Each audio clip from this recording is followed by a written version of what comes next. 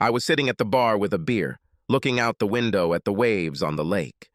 There was a storm raging outside, but I knew it was just a prelude to what was about to explode in my life. At exactly 4:22 on Sunday, 22 minutes later than she said she would see me, I received a message on my phone. As expected, it was my wife, or rather soon-to-be ex-wife.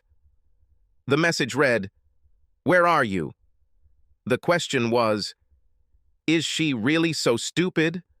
Or did she think that I was so attached to her that I would accept everything that she hung on me? What should I do? Ignore her, or at least start proceedings. I had already turned off location services so she couldn't use the app to find her phone, and I paid for the hotel with an old credit card so she couldn't find the hotel information in the banking app. My answer was, gone, forever. She immediately replied, "What the—" And a few minutes later, "What do you mean I returned home and wanted to give you a gift?" I laughed. "A gift?" I replied, "No, thank you. What you are offering is no longer a gift." My phone rang, but I turned it off. It immediately rang again, and I turned it off again. I sent another message that said, "Nothing to discuss. You did what you did, and now I do what I do." It took her 20 minutes to answer. She obviously spent time composing this message. It read, "Dan, what do you mean? What are you going to do?" This weekend was a little time for me. I explained everything to you. Now that I'm back, I wanted to give you everything. I'm making dinner, your favorite spaghetti with meatballs. When can I expect you at home? I shook my head. She hadn't really been listening all week, but she always had a tendency to be distracted when she was obsessed with something. Well, it's her fault. My name is Dan Simpson, and my wife is Marge. Yes, we've heard every joke on this topic and whatnot. We had been married for 3 years, but things had not been working out between us for some time, and I thought our marriage was heading towards the rocks. That is, until my wife took the wheel and crashed right into the middle of those rocks. What I didn't know was that there was a snake in the grass in the shape of one of her work colleagues. She, Jackie Devon, was the life of the office party, whispering in Marge's ear about how my wife needed a little weird sensation to spice up our sex life. The problem started last Sunday. Marge had been acting strange from the moment she got home from work on Friday night. The first thing that caught my eye was the lack of drinking after work. She usually arrived home at 7:30, usually having had 3 or 4 cocktails. This often led to arguments and, of course, a lack of intimacy. Today, she came home at 5:30 and cooked a very tasty curry dinner. On Friday night, she attacked me, and again on Saturday morning.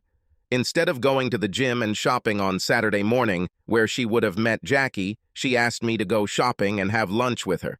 Saturday night was the same, good dinner and sex to order. On Sunday, she surprised me by saying, "Why don't you? I can't play golf today. You haven't been with your friends for a long time." This was not only unusual, but also alarming. She hated my friends and made sure I and they knew it. I stopped playing golf on Sundays about 4 months ago because the abuse was so bad that I just got tired of hearing it. I also knew she was distracted by something. She spent a lot of time texting on her phone and had a very worried smile as if she was trying to prove something to me. I decided to go play golf, but left with a sick feeling in my stomach. I knew I was going back to something bad, but what would it be? By the time I finished 18 holes, I regretted ever bothering. My friends made fun of me mercilessly for my henpecked-ness. My acting was so rusty, it was painful even for me to watch. And the butterflies in my stomach about what I would find at home never went away. I had one soft drink and went home as soon as I could. When I arrived, I heard Marge on the phone. Before I could get close enough to hear anything, I heard her say, "He's home, I should go, we'll talk later." Then she hung up. She turned to me with a big smile, but something was wrong with this picture and asked, "Did you play well?" I didn't want to play this game anymore. I needed to end this. So I said, "No, terrible. Are you okay? Are you preparing me for a big talk tonight?" I knew I had hit a nerve because the mask slipped and the smile disappeared, replaced by a look that suggested she was terrified. I just turned and walked upstairs saying, "Obviously you have something planned. so I'm going to go take a shower before we get to the big reveal on your schedule. Yes, I was a bit of a jerk, but I knew that this act of being a perfect wife was not for my benefit, and I wanted her to know that. I had just dried off when Marge came into the bedroom. She said, "Come down. When you're done, I want to propose to you. We both know our marriage needs a reset, and I think I've found a solution." Well, it was at least an improvement. Over the past few months, she has steadfastly refused to discuss our marriage. The problem is, did Marge come up with the solution, or was it Jackie's suggestion? If it's the latter, I have a feeling I won't like it.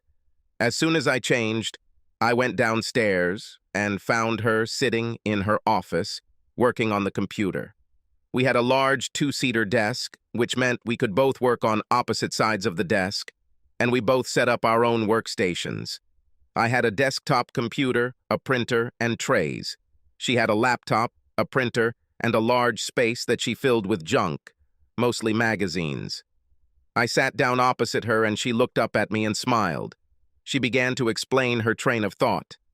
"You look fresh. I was hoping to talk to you after dinner, but you beat me to it. You've been saying for months that our marriage was going downhill and, although I knew it, I didn't know what to do." Jackie noticed how depressed I was, and she eventually got it out of me that I was worried about our marriage leaving the course. We talked, and she said she used some tricks to keep things fresh in her marriage. At this point, I raised my hand, interrupting her. I thought Jackie had been divorced twice and said she would never marry again. Is she really a good person for marriage advice? Marge looked at me. For the first time since I entered the office, I noticed that she was wearing glasses. Marge needed glasses, but she never wore them unless she was deep in thought about something. Obviously, this was serious for her. I just hoped it would be reasonable. She continued, "Both of her husbands were older than her and a little old-fashioned. I know you're more modern." She then reached over to the stack of magazines and took the top one. She quickly flipped to a page that was dog-eared, clearly marking the location. She passed it to me, saying, "Jackie said she was going to use it to freshen up her second husband, but he just couldn't see the benefit of it. I can see it easily, and I know you can see it too." I took the magazine, but continued to look at Marge, knowing that she wanted to say something, but was clearly waiting for me to start reading. She couldn't hold my gaze and went back to the computer screen. As I slowly looked away from her, I noticed that there were several pages on her printer that she had just printed. I first closed the magazine to see what kind of magazine it was. It was a women's magazine known for its scandalousness. I knew she didn't buy this magazine. She preferred the ones with more gossip, so they gave it to her. I checked the date and it was released over a year ago. I looked at her and saw her biting her lower lip. When I looked at her, she looked back at the screen. She was absolutely horrified by my reaction. This did not bode well. I opened it to the marked page and peeled back the folded page. The headline told me what a mess I was in. It read, "The answer to a drifting marriage. Overcome your husband." I threw the magazine across the table and it landed on Marge's keyboard, and I just said, "No, no way." She looked at me and said pleadingly, "Won't you read this? There are studies on how it works, and the results were amazing. Jackie said her second husband studied it and was interested in it, but in the end, he was too old-fashioned." At this point, I took deep breaths to try to reduce my anger, but it didn't help. I hissed at her, shouting, "Well, if refusing it is considered old-fashioned, then I'm as old-fashioned as he is. Even suggesting it is a reason for the end of our marriage. If you do this, our marriage will end. End. Finito. Do you understand?" Jackie said, "You'll be upset at first, but you need to see the benefit. I showed you what I can be like when I'm happy. This weekend was great. Doing this once a month will make every weekend the same," she said in a voice which was half pleading, half whining. I don't think she noticed, but it irritated me, like someone dragging their fingernails across a chalkboard. I shook my head. "Marge, this weekend was fake. I'm not the only one who won't accept what you offered as a prince for you to behave like a slut. I promise you, I will walk out of this door and never come back. No ifs, no buts, no attempts at consultation or reconciliation. Do I need to be any clearer? When I stood up, she picked up the pages from the printer. Read these articles. They are written by men who have lived this lifestyle. See how horny they get. I guess after the first weekend, I'll be happy to let you watch it if you want. With that said, she twirled her hair in a way that was supposed to be flirty, but in the current circumstances made her look very low, at least in my eyes. I took another deep breath and continued, "If you want to be my wife, it won't happen. If it does, we're done." She stood up and tried to speak in a commanding tone. "Damn it, Dan. Stop thinking about yourself for once. We need to spice up our marriage, and this is the fastest way to do it. I need excitement, and you need something to motivate you. Jackie, Mel, and I are going to a hotel next weekend with 3 of Jackie's friends. I met them all last week, and they will give me fantasies that I will bring home to you, and we will share them together. I never thought you would be so adamant. It will happen, Dan. Accept this." With these words, she walked out the door. I sank into a chair. I had 5 days to save my marriage. The question is, did I want it? I ordered myself a pizza. When she was delivered, I returned to the office. Marge said, "I made you dinner." I just replied sarcastically, "Your food is bitter, and so is your ultimatum." Then I closed and locked the door. I heard her trying to open the door. She then shouted through it, "This is not an ultimatum. This is a well-thought-out proposal to prolong our marriage." I ignored her. I stayed in the office for about 3 hours, researching Jackie, her other friend Mel, whom I had never heard of or met, and who these 3 men might be. I also researched divorce laws and my options for leaving the house if the worst happened. I went out around 8 in the evening and sat in the living room watching TV. She tried to sit on my lap, but I didn't let her. Finally, in a whisper that was meant to be sexual, she said, "I'm going to bed. I hope you'll follow me soon." I stayed watching TV for a couple more hours. I wanted to see what Jackie had put into her head. My first stop was her phone, but she took it to bed with her, which wasn't unusual. I went into the office and turned on her computer. In the email, I discovered that all the links she had printed out came from Jackie, along with a list of items that needed to be presented to me. The laptop and phone were syncing email, so I saw the email she had sent from her phone about an hour earlier while she was in bed. It said, "It turned out worse than I expected. He didn't even read the article and is threatening divorce. He, categorically, refuses to talk and now doesn't want to go to bed, even when I offered myself to him." Jackie's Aunt Sorella. "Hold on. He's just being a jerk, but he's probably dreaming about it." I waited as long as I could, but I was so tired that I had to go to bed. I thought about going to the guest room, but knew she would think I was sulking if I did. Then she'll think that all she has to do is get me back in bed for her plans to work. So I went to the master bedroom, changed my clothes, and went to bed. I was slowly falling asleep when Marge reached under the covers. I pushed her hand away and turned to her. "No thanks. We won't do this anymore until you give up on this idea." She tried to touch me again, saying, "But how can I show you how good this will be if you won't let me touch you?" Then it's time for the guest room. I stood up from the bed, saying, "The thought of touching you while you dream of infidelity disgusts me. I don't want to touch you in any way. I will sleep in the guest room. This bed is now desecrated by your dreams of infidelity." As I left the room, she jumped out of bed after me, screaming, "No, no, it's not cheating when you know it, and it's for us. Please come and see how wonderful it can be." I closed and locked the door when she tried to turn the handle. Then I said, "Go away, Marge. I really don't want to see you, let alone touch you." On Monday morning, everything went as expected. I left the house before she woke up and contacted a family law attorney, telling them the whole situation.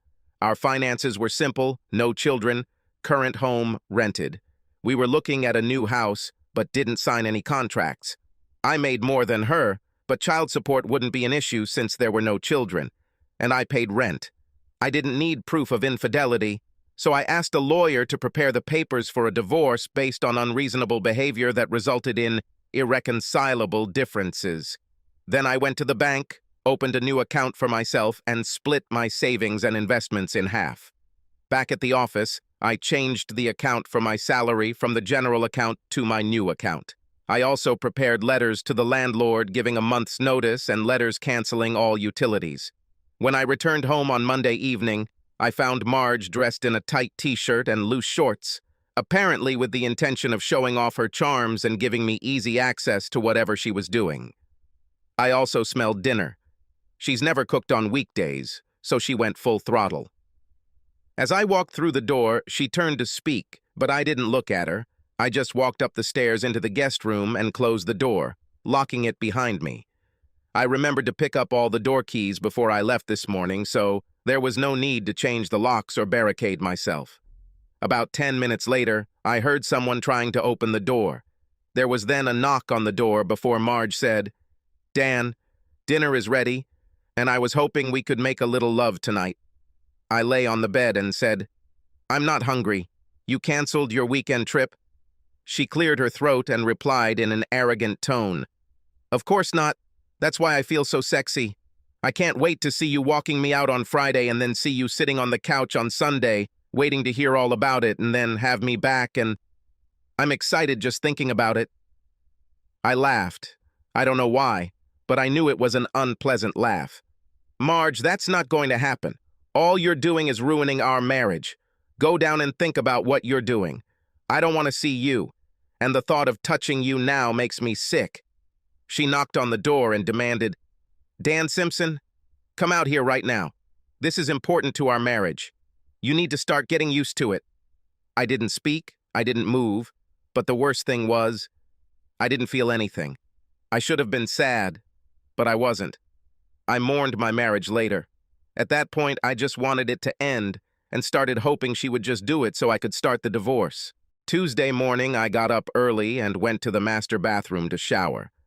While I was in the shower, I heard the door being tried to open 2 or 3 times. Then I heard Marge say, "Dan, maybe we can save water and take a shower together." I didn't even answer her. After a few moments of silence, she banged loudly on the door and shouted, "Damn it, Dan, that was supposed to motivate you and me. Why are you acting like that?" I replied, "Because it turns me off. I have no desire for your disgusting fantasy." After a few seconds of silence, she blurted out, "Listen, Dan, we're doing this. I'm offering myself to you now. If you don't want to, fine. I'm sure you'll be more willing by Sunday night." I dried myself and got dressed, and then left the house without going near her. I looked at local properties on Tuesday and found a month-to-month rental on the opposite side of town. I couldn't get in until next Friday, so I booked a hotel in the mountains. It was winter, so it was cheap at that time of year. I booked the next week of work and waited for my marriage to take its toll. We avoided each other on Wednesday and Thursday. It was very easy since I lived in my own room. On Thursday evening, I printed and signed all the letters, including checks for expenses, before closing. Friday morning, I sat at the kitchen table waiting for Marge to come down the stairs. She entered the kitchen with a travel bag. When she saw me, her face broke into a big smile, and she walked towards me, holding out her arms for a hug. She said, "I knew you'd come to terms with this and be here to see me off. I hope you're as excited as I am." I held out my hand, preventing her from getting closer to me, and replied, "I'm here to see if you're going for it. If so, then I'll leave the house and never come back. Do you understand?" She was clearly angry and blurted out at me, "Dan, I expect you here at 4 o'clock on Sunday.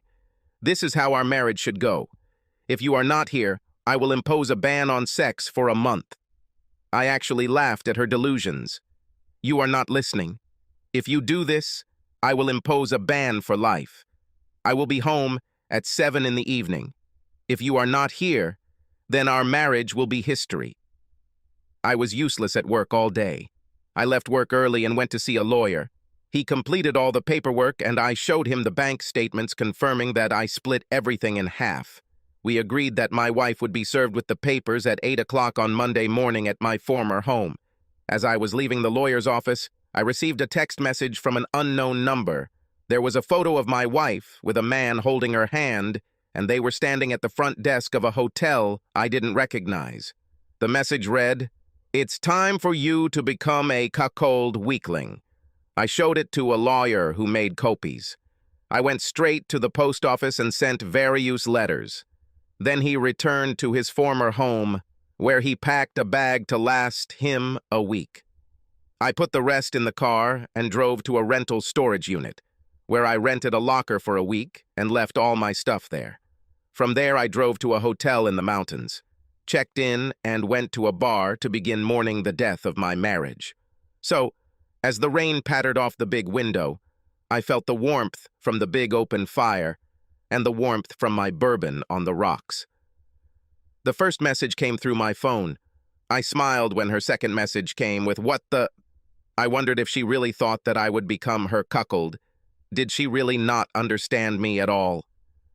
A few minutes later, I received a message from the same unknown number that sent me the photo on Friday. It read, "Hi, Dan, it's Mel. Why aren't you here for Marge? She's so confused and even says your stuff is missing from the house." I ignored the message, and 5 minutes later, they called me from the same number. I picked up the phone. "What do you want, Mel?"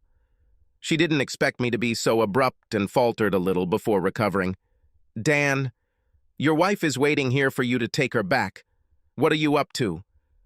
I just said, "That stupid bitch doesn't have anything I want or need back. I told her if she does it, we're done. She did it, we're done. Don't bother calling again." With that, I hung up. Immediately after this, another number called. This time, the caller said, "Dan, this is Jackie. What do you mean in your text when you say we're done?" I laughed. "What do you think this means?" Jackie was furious. She said, "Dan, I have no idea what that could mean." I couldn't resist. "She'll find out tomorrow," I said, and hung up, turning off the phone. I turned on the phone at 7:30 in the morning. The lawyer was supposed to call me as soon as she received the documents. As soon as I turned it on, the phone was flooded with voice messages. I counted at least 40 texts, and the voice mailbox was full. I looked through them, and they were all from Marge, Mel, or Jackie. I noticed that the last voicemail was around 1 o'clock in the morning, but the last text was only 15 minutes ago. I deleted all the texts, but left the voicemails so she couldn't be more. At 8:05 a.m., my lawyer called. I answered, and he said, "She was handed the documents at exactly 8:01 in the morning. There were 2 women in the house with her. They tried to force the bailiff to take the documents back, but naturally he refused, saying that she was obliged to accept them. Something will happen in a few minutes." I thanked him and hung up. As soon as I did this, 3 messages arrived. The first was from Mal. "You're a heartless bastard." I ignored it, but blocked her number. Naturally, the next message came from Jackie. "So you're just another dinosaur?" I replied, "Yes," and blocked her number. The last one was from Marge. It read, "Why, Dan, I thought you were okay with this."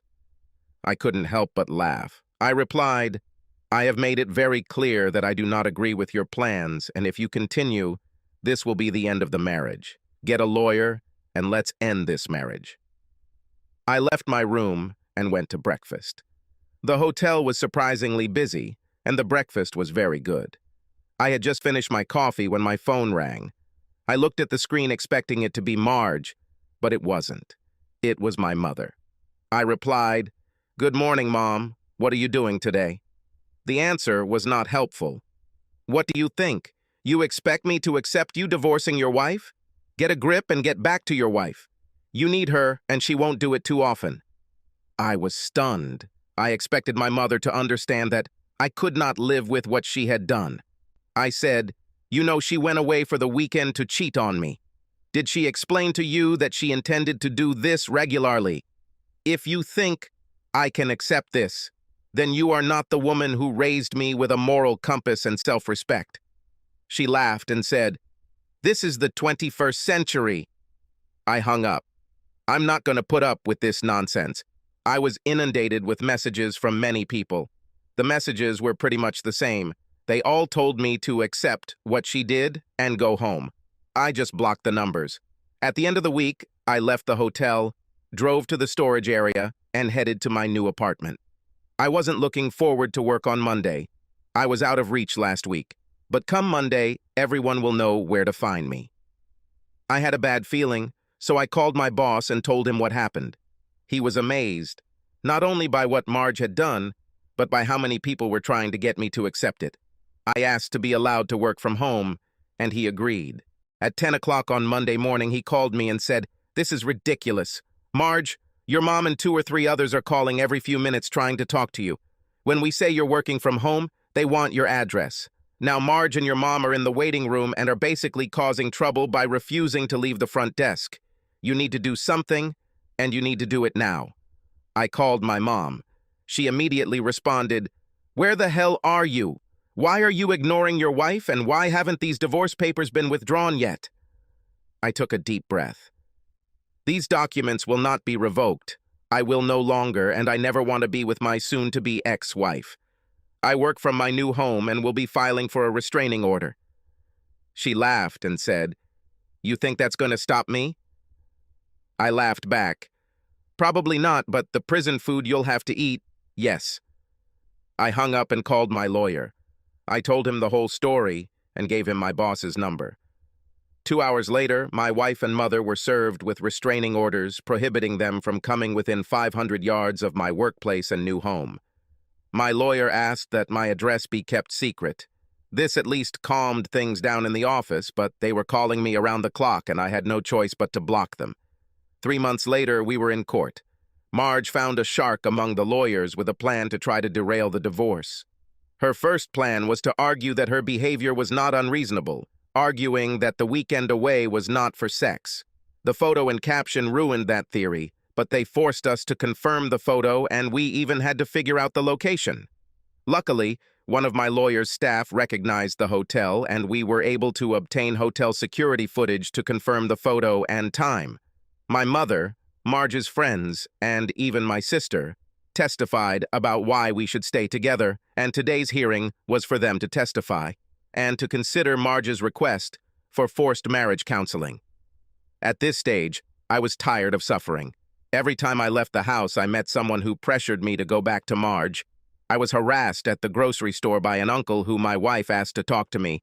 Some of my evangelical clients cut my orders, saying they would not work with me until I returned to my marriage. Even on the street, a neighbor attacked me and tried to drag me back to Marge. I applied for a new job over 600 miles away. I submitted my resignation, worked it out, and left my previous job. My new job started in a week. I wasn't going to go into counseling. She could have gone to hell. The judge began the case, and Marge's lawyer began his arguments.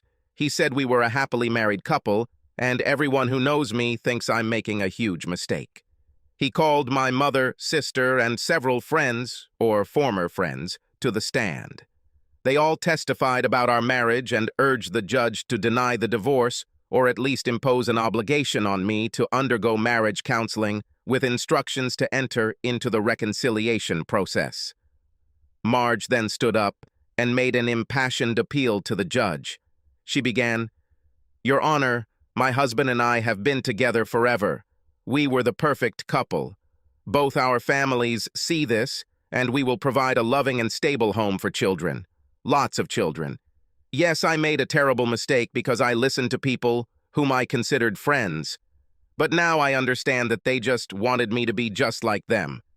I beg you, stop this divorce and send us to counseling. I know if Dan had listened to me, his mother, and all of our friends, he would understand what steps I took to correct.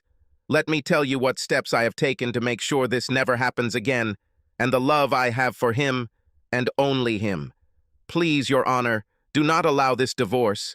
Make him come back to me, and our marriage will be strong and lasting." As she sat down, I saw her dabbing her eyes, and my mother leaned over and hugged her tenderly before looking at me with a smile of triumph. I looked at my lawyer, who shrugged. "Now, he will put pressure on you." I asked, "Can I also speak to the court?" To which my lawyer nodded, then stood up and addressed the judge. "Your Honor, my client would also like to address the court." The judge nodded, but then added, "Mr. Simpson, your wife made a very passionate and sincere plea to this court. Even when divorces are contested, I have rarely seen or heard such love and conviction. I want you to think about what you are doing. This woman truly believes that you have a future together, and I feel it is my duty to try to make it happen. My first thought was, oh God, the whole world is against me. Well, stop the world, I want to get off. I looked at the judge and began. Your Honor, her conversion was for her own sake. But when she pulled her little stunt, she destroyed my love for her. If you force me to go to a counselor, I will tell them that, and I will tell them that reconciliation is impossible. I know my wife, and she will think that if you force us to get back together, I will have to take more days off like this. I'm telling you now, that won't happen. For the record, I'm moving out of state. As soon as I said this, I saw my mother's head suddenly turn towards me, and there was fire in her eyes. And I'm flying out to a new location tomorrow. You can't and won't force me back into a marriage I don't want. If you request counseling, I'll just call off the divorce. I doubt I'll ever want to get married again, so divorce, this is just a legal formality. If I do this, you can't force me to go to counseling, and you can't force me to live in the same house as my ex-wife. And she is my ex-wife, no matter the outcome of this hearing. You also can't force me to love her. If I call off the divorce, Marge will be left with a house and no support. So, Your Honor, what will happen? By this time, Marge and my mother were in tears, and Marge's lawyer asked for a short break to speak with his client. The judge called a 30-minute recess, then ordered my lawyer to meet him in his office. I remained sitting at the table, having nothing to do but look around the room. People were milling around, but a visibly upset Marge sat in the back, having a quiet conversation with her lawyer. My lawyer is back. The judge is seriously angry with you. He told you to never appear in his court again. If Marge asks for counseling, he will order it. But if you call off the divorce, he cannot and will not stop you. He asked you to think carefully about your actions, but ultimately, it is your choice. As he finished, the court clerk came out and approached Marge's lawyer. They talked, and he went to the judge. About 10 minutes later, he came out and approached Marge. He whispered something to her, and she put her head in her hands and nodded. My mother looked at me, and I saw the fury on her face. She started to get up from her seat, but the lawyer put his hand on her arm and said clearly, "Don't do this, Mrs. Simpson. It won't do you any good." The judge returned to the courtroom, and the hearing resumed. The judge looked at me. "Mr. Simpson, you have made your position very clear. If I order counseling, you will effectively leave your wife destitute by renting a house. Of all the possible outcomes, that would be the worst. So, Mrs. Simpson, for your sake, I do not accept your petition for counseling. I am granting the request for divorce based on the financial position outlined by your attorney." In essence, she received most of the savings. I didn't care. I was free. I heard the hammer hit and ran out of the courtroom, not allowing anyone to come near me. I had a flight to fly out the next morning at 6 o'clock, and I booked a room at the airport hotel. Everything I owned was in my new apartment. My plan was to leave the city as quickly as possible so that no one could find me. The taxi took me to the hotel, and I spent the night in my room, eating dinner from room service. My old phone number had been disconnected for a long time, so no one could track my phone or call me, but I knew that my mother would be looking for me all over the city. She wasn't going to give it up. I left the hotel at 4 in the morning and was on the plane at 5:30. My new life stretched ahead. 6 years have passed since that day in court. My new job took shape, and I was now a senior manager in the engineering department. I had just finished cooking dinner when the doorbell rang. I opened it without looking through the peephole and saw Marge and my mother standing in the hallway. I just looked at them.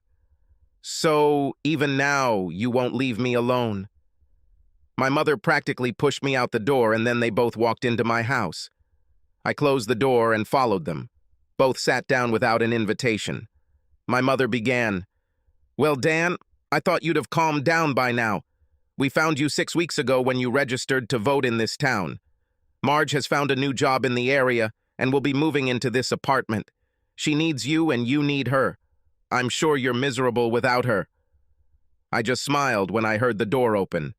Callie screamed, "I'm home," as she walked into the living room with a smile on her face. My mother, who was wearing another one of her solemn smiles, snapped at me. "Who is this?" Marge's face paled at this time, as Callie stood with her hands on her hips, looking at the two people who were looking at her. I said, "Callie, meet my mother and my ex-wife.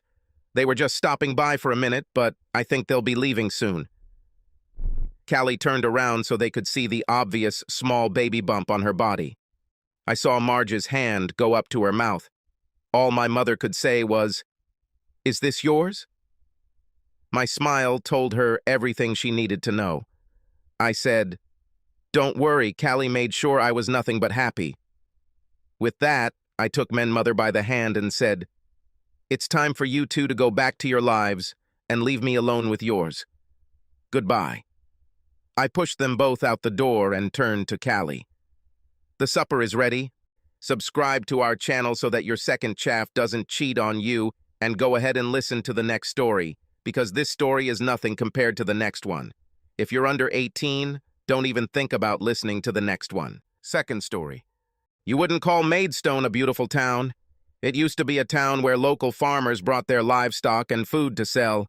Little remains of the old city. Markets have long been replaced by shopping centers and office buildings. The river, which is its most scenic feature, runs through the town center, but in general people travel to Maidstone for work or shopping. None of this bothered Maria as she headed from the train station to the hotel. She was there for one purpose only, and the sooner this was over, the sooner she could return to her children. Men's heads turned as she walked down the street, dragging a suitcase behind her. They say that for men, there are two types of women: the ones you want to get into bed and the ones you want to bring home to meet your mother. Maria managed to gain a foothold in both camps. It had almost 6 feet growth. She stood taller in heels, with a toned figure that belied the fact that she had given birth to 2 children.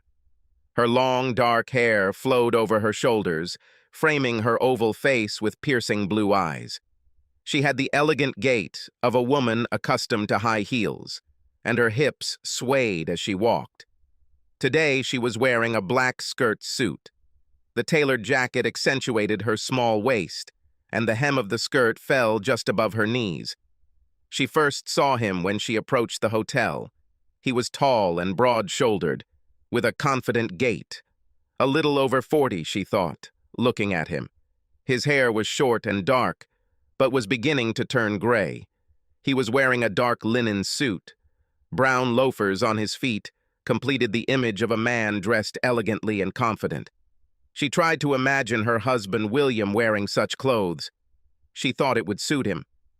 William, sometimes Will, but never Bill, was the same. The thought of her husband brought tears to her eyes. "This will end soon," she told herself, knowing deep down that it would never end. She reached the hotel entrance and pushed the door open with her left hand. The door didn't budge. She switched hands so that her suitcase was now in her left hand, and pushed hard with her right. The door still didn't move. "Let me," said a voice from behind her. A linen-clad hand reached past her and opened the door. She was overcome with embarrassment. "You must think I'm such a fool," she said as he held the door for her. "Not at all. Your thoughts were obviously busy with other things. I'm glad to be of service. And now, after you please." Her face was still flushed when she walked up to the front desk to check in. She noticed the man kept his distance while she checked in and received her key. She looked back at him as she picked up her key. "Thank you for your help with the door. Will you be staying here for a long time?" What was she doing asking a strange man how long he would stay here? She meant it as polite conversation, but it could have been taken as a sign of interest. "Just for one night. I don't expect to be here much time after tomorrow." "Just one night," he said, which eased her embarrassment. She wouldn't like him hanging around all week, imagining that she was interested in him. Maria entered the elevator and turned around to see him looking at her. She smiled and waved at him as the doors closed. When the elevator started moving, she again cursed herself for this wave of interest. The hotel had only 3 stars. She had chosen it because of its location, so she was relieved to find a rather nice, clean room. She lay down on the bed and found it quite comfortable. In the blink of an eye, She unpacked her things and took a shower. She sat on the bed and called her mother, who was looking after her children. Tears welled up in her eyes as she talked to her children. She missed them so much. She watched the news on TV and wished she had brought a book with her. Making a mental note to buy one the next day, she went downstairs for dinner. At the hotel restaurant, she was shown to her table. She did not see him enter, but, raising her glass of wine, she felt someone's gaze on her. She turned, and when she caught his eye, he smiled at her and raised his glass. Throughout dinner, she looked around and found him watching her. She found herself in a difficult position. On the one hand, she didn't want to encourage him. On the other hand, she desperately wanted someone to talk to, and he seemed like a nice person. She felt slightly disappointed when he stood up and did not come over, but left the restaurant and left the hotel. Having finished her meal and drained her glass of wine, Maria left the restaurant. She noticed a bar at the other end of the lobby. Maybe there would be someone there she could talk to take her mind off the tasks of the day ahead. She was drinking her second vodka tonic when he came in and sat down on the stool next to her. The bartender came over, and the man ordered a beer. "Can I buy the girl a drink?" Maria hesitated. "It's just a drink," he said. "I need company, and you seem to be lonely. By the way, my name is Paul." She smiled at him. "Nice to meet you, Paul. I'm Maria. I'll have a vodka tonic, if possible." Paul took his glass and ordered another for Maria. The bartender returned, and Paul took both drinks. He nodded towards the empty table. "Maybe we can take this somewhere a little more private?" "Fine." They walked to the table and sat down. "I thought you went out for the night," she said. "No, I just went for a walk down the river. I probably won't be able to do that anytime soon, so I thought I'd make the most of a lovely evening. I didn't even know there was a river walk in this town, but that can't be what brought you to Maidstone." "No, I'm here for what can be called a final interview. If everything goes as I expect, I'll be gone for a few years." Sounds intriguing. Where are you going to go?" "I do not know exactly. I think it hasn't been decided yet." "Oh, coming from you, it sounds so mysterious. You're not going to be someone like James Bond, are you?" "No, nothing like that. Although I will work for Her Majesty." "What about you? What brings a beautiful married lady to the Maidstone Hotel to talk to a strange man?" Maria took a sip of her drink and rubbed her rings. "Actually, I'm a widow, and I don't think you really want to know about me." "Oh, but I want to. Besides, you look like you need someone to talk to. I'll get you another drink, and you can decide if you want to talk to me." Paul stood up and returned with another beer and a vodka tonic. As he set her glass down, Maria touched his hand, running her fingers over his ring finger. "Where there used to be a ring, there is depression. Is it for me, or is it the reason for the sadness in your eyes? This is not the story you want to hear, but I want to. I'm a good listener, and you need to tell me. Come on, you tell me your story, and I'll tell you mine." Paul noticed that she was starting to get a little drunk. She fumbled her words and stumbled when forming sentences. "Okay, I'll tell you, but then it's your turn." "Okay, first you, then me." Maria took a sip of beer from Paul's glass. "There is no alcohol in this beer. You had to be drunk to keep me company. I need a clear head in the morning. I can't go to an interview with a hangover. Now that you've exposed me, do you still want to hear my story?" Maria nodded. "Fine. I used to work at a university. I enjoyed conducting research and teaching students. The problem was the lousy salary. I never made enough money for Josie. Josie is my wife. She always needed more. With the arrival of 2 children, Alex, now 7, and Kate, now 5, money became even tighter.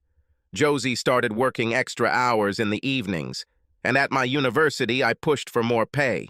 The point is that universities have set pay scales, and you cannot progress without publishing your work. I needed to post more, but I didn't have time. I couldn't work on publications during the day without neglecting my regular work. I would have done it in the evening, but I was looking after the kids while Josie was at work. Even when we both worked, it was still never enough. When Josie's brother told me that he makes a lot more money as a truck driver, I started thinking about it. The problem was that Josie was thinking about it too. To her, the increased income meant more than the fact that I loved my job. Long story short, she used the kids as emotional blackmail to get me to quit my job and rent a big truck. Her brother gave me all the contacts, and soon I was delivering goods all over the country. Josie quit overtime, and we were fine for a while. Then I found out that while I was away, she found herself a boyfriend. Oh, Paul, this is terrible. How do you know? Her boyfriend told me. He sent me a multimedia message. Photos and videos of her cheating on me with him. The thing is, he used her phone to send it. I expected to receive a loving message from my wife, but I received a malicious message from her lover and all these photos and videos. She tried to tell me that it was just one time and that he sent the message because she told him they would never do it again.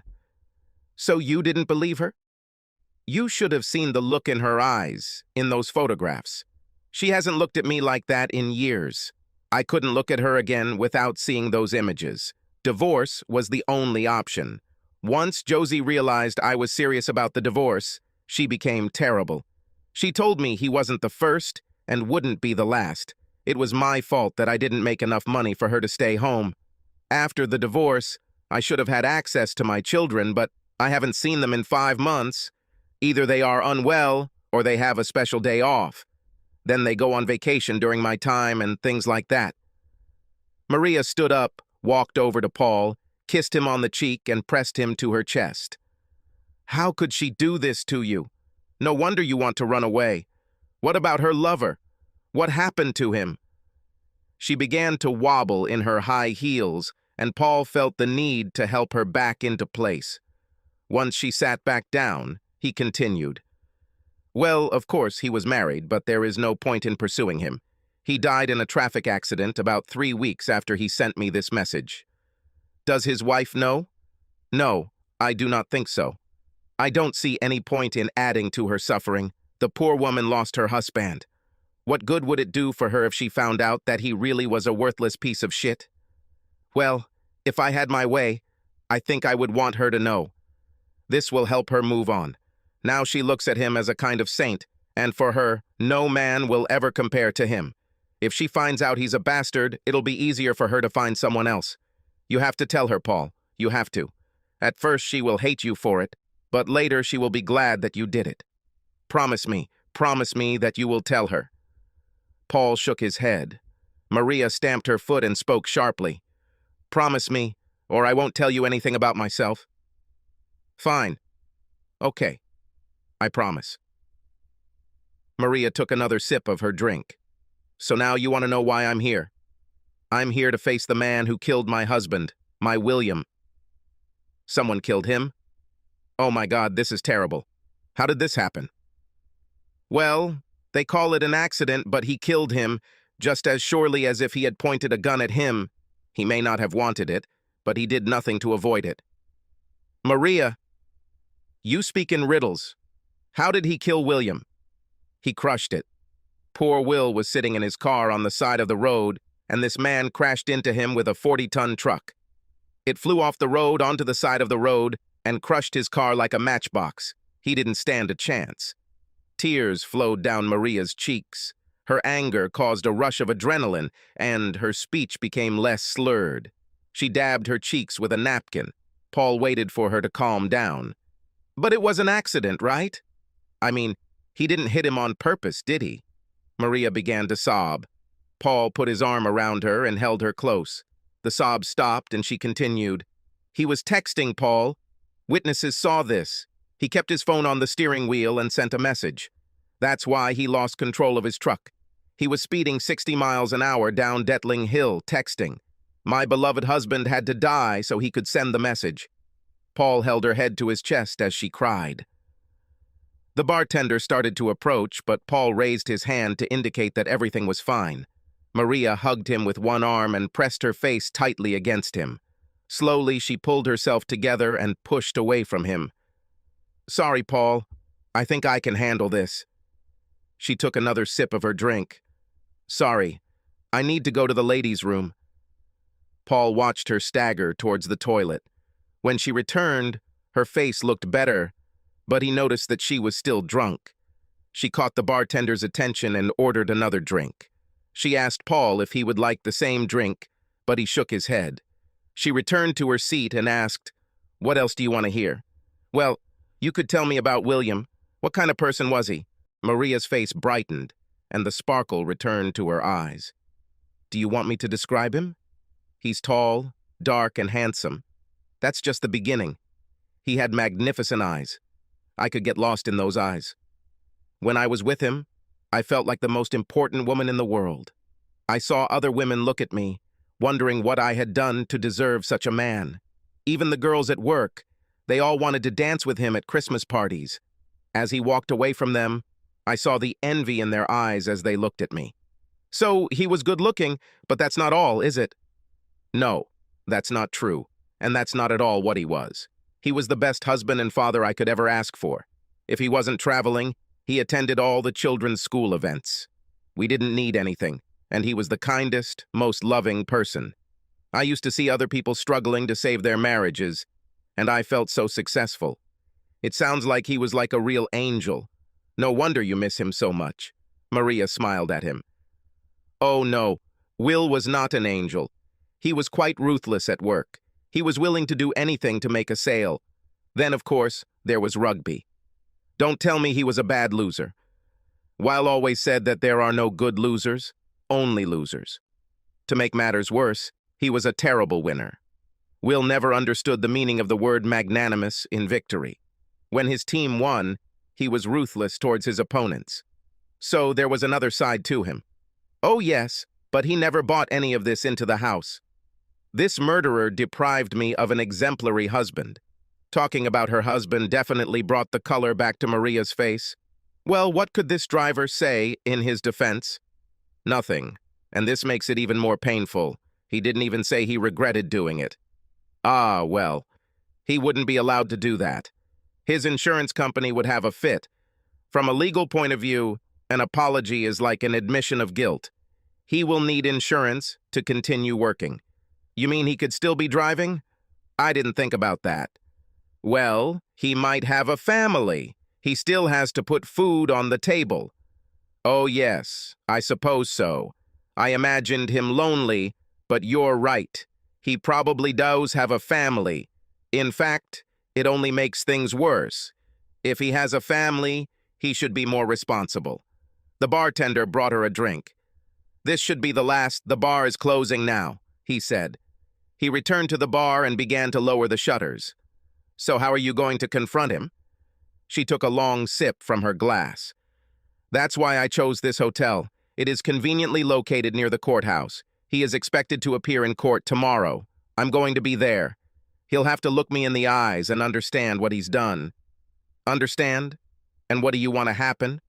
"I hope they lock it up and throw away the key, but that's unlikely to happen. He may even get away with it. The police never found the SMS on the phone, so they don't have good evidence." "What will you do if he leaves the courtroom with a sentence without going to prison?" "I don't know. I didn't think that far ahead." She drained her glass and stood up. As soon as she stood up, she fell back into the chair. "Oops, looks like I drank more than I thought. I haven't had a drink in so long." Paul stood up and took her hands. "Let me help you," he said, lifting her from her seat. She stood up. Paul stood next to her and put his arm around her waist. She hugged him with one arm. "Now, my knight in shining armor. Would you like to show me to my room? This is number 211. Do you think you can find it?" "I'm sure I can handle it," he said, leading her to the elevator. When the doors closed, she turned to him. "You know, Paul, I really don't want to be alone tonight. Do you think you could—" The elevator began to move. "Oh, Maria, I don't think that's a good idea. You drank too much. In the morning, you will hate yourself and me. I won't do this, and you'll leave in the morning. We will never have to see each other again." They exited the elevator and walked down the corridor. Maria held on to Paul as tightly as she could. "Just because I won't be here doesn't mean you won't hate me or yourself." They reached her door, and Maria turned to Paul. "It's okay, Paul. I understand. Why would a man like you be interested in an old widow like me?" "This is not true, Maria. If things had been different, the wild horses would not have kept me out of this room. She turned away, found her key, and opened the door. She reached out and took Paul's hand. "Please, Paul, I don't think I can stand being alone tonight. Don't make me beg." Paul reluctantly followed her into the room. Maria took off her shoes and then walked over to the minibar. "Don't you think you've had enough?" asked Paul. Maria turned around with 2 bottles of water in her hand. "What do you prefer, with gas or without gas?" Paul smiled and chose without gas.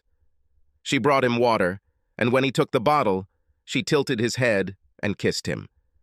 He felt his resolve slipping away. Despite what his head said, he knew that he needed her as much as she needed him. "You know, you look a lot like him." "On whom?" "You are very similar to William, my husband, in some ways." Paul took off his jacket and hung it over the back of his chair. Maria looked at him. He was maybe a little more muscular. He trained a lot. And then, of course, there was rugby. "Maria, are you sure you want to do this?" She came over, sat on his lap, and began stroking his cheek.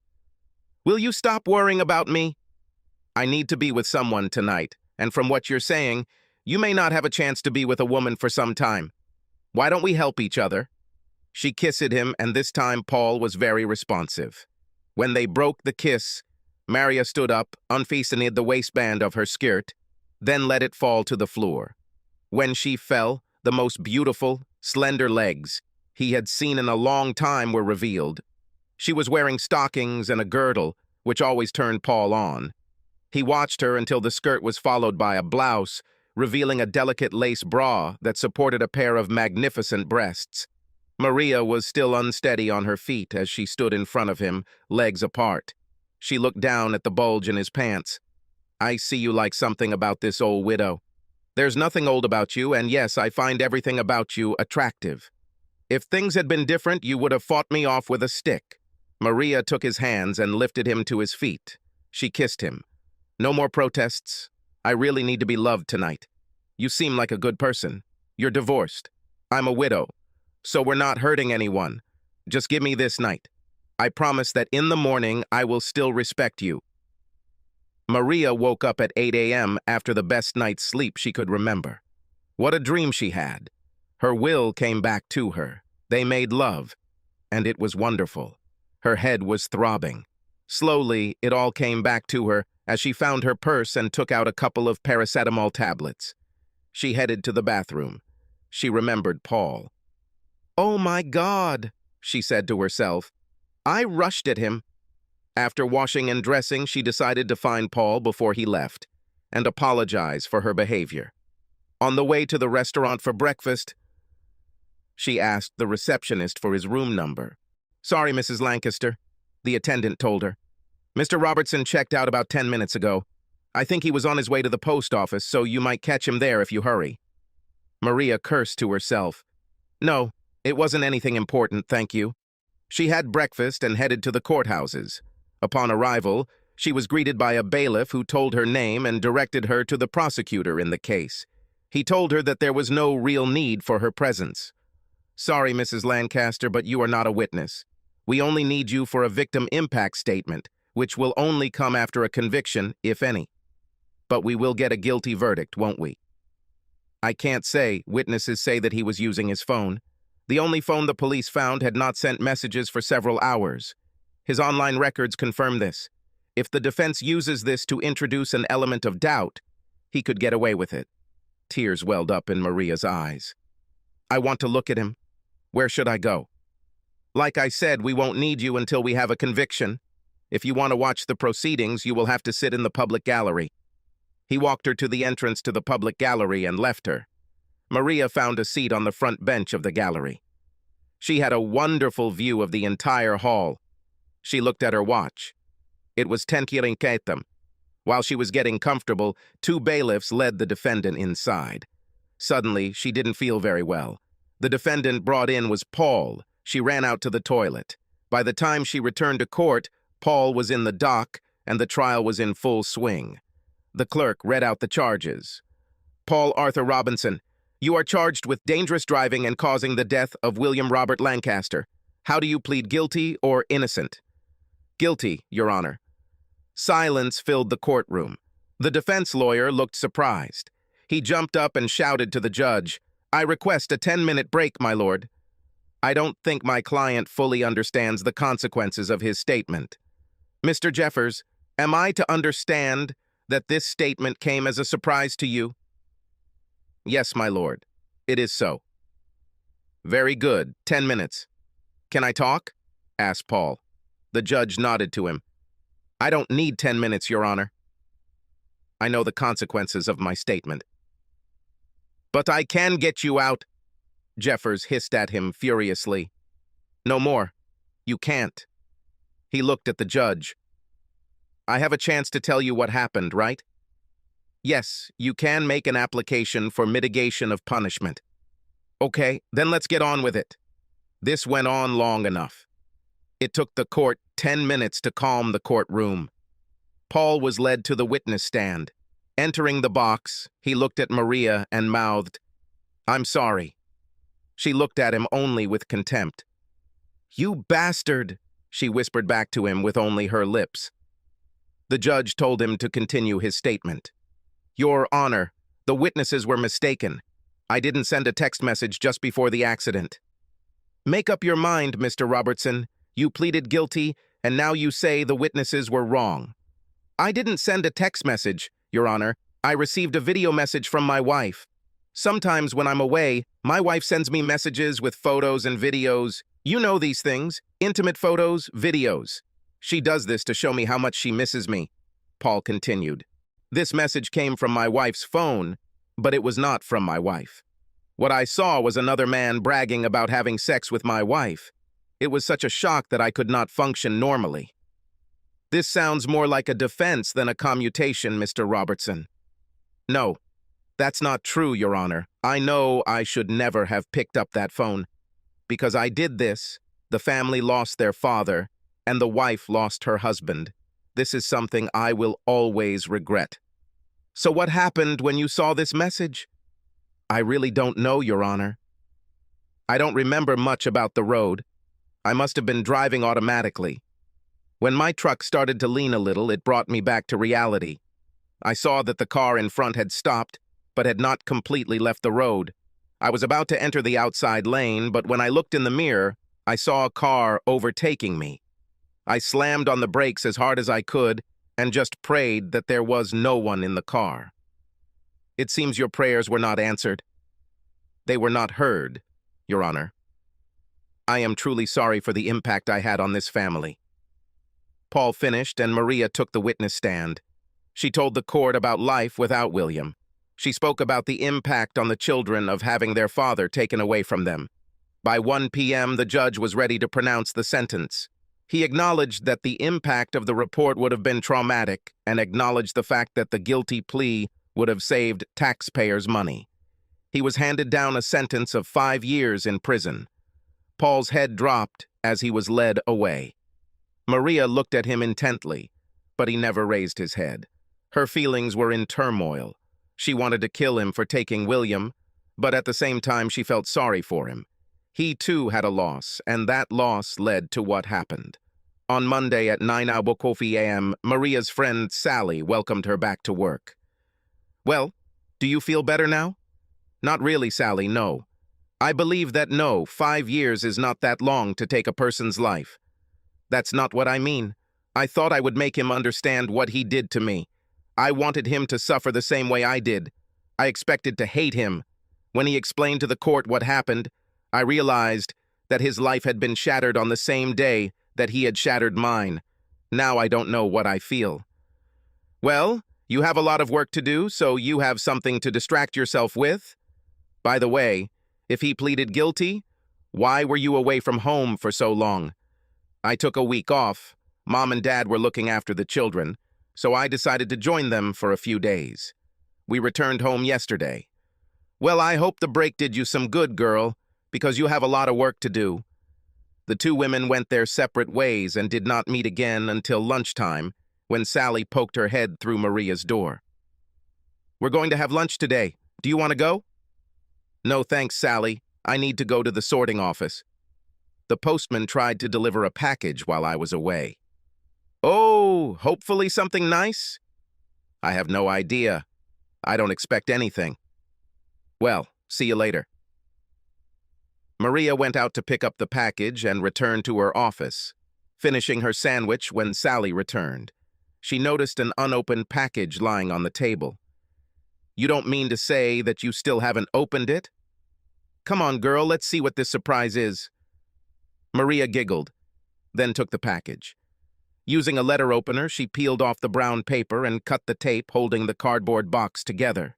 Inside, she found a smartphone, a charger, and an envelope.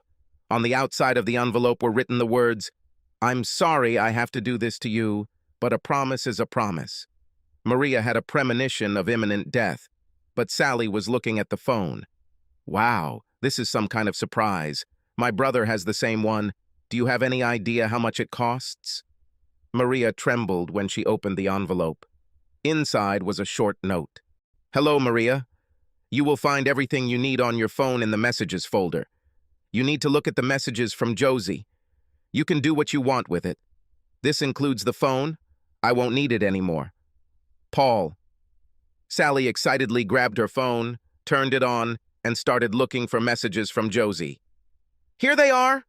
Maria tried to stop her. Sally, I really don't think I...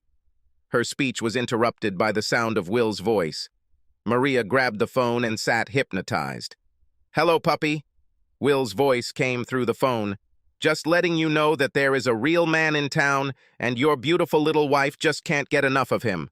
Oh, don't worry, I'll make sure she throws you a bone every now and then, but when I'm in town, she'll come running to me. You don't believe me, do you? You think this is some kind of cruel joke from someone who stole her phone. Well, can you hear that noise in the background? This is her in the shower, putting herself in order. When I finish speaking, you will be able to see some excerpts from today's meeting. Turn it off, Maria shouted as the image changed to a woman with dark hair and green eyes looking straight into the camera. Sally didn't move. Turn it off. She reached out, grabbed the phone, and threw it across the room. Sally stood watching her for a moment, her friend's eyes blazing with rage. So now you know.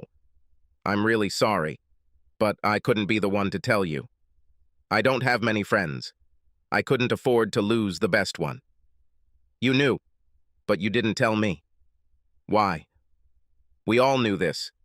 You must have noticed how the girls acted around him at Christmas parties. Mary's octopus is what we called him because he seemed to have his hands everywhere. Some thought that you turned a blind eye to it, others saw that you were besotted by it. If we told you, you would call us liars and say that we are jealous. I knew it would take something like this, from his own lips, to make you believe it. I love you, Maria. You are my oldest and dearest friend. I didn't want to lose you to an asshole who couldn't keep his pants down. No, this cannot be true. This simply cannot be. My Will wouldn't do anything like that. He just wouldn't. It must be some kind of trick. It wasn't a trick, Maria. Do you want to watch the video again? No, I never want to see this again. Yeah, so you know it's real. I don't know anything else. She sat down and began to sob, and Sally stood up. I'm going to see my boss and ask for family leave for you, and then I'll take you home. Sally left the office. She returned 10 minutes later to find Maria sobbing. She hugged her friend. Come on, honey. Let's take you home. Sally walked over and took the phone. He was completely dead. She looked at Maria again. Do you know who I really feel sorry for? The poor guy who received this message. I wonder what happened to him. He received 5 years. Subscribe to our channel so that your second chaff doesn't cheat on you, and go ahead and listen to the next story, because this story is nothing compared to the next one. If you're under 18, don't even think about listening to the next one.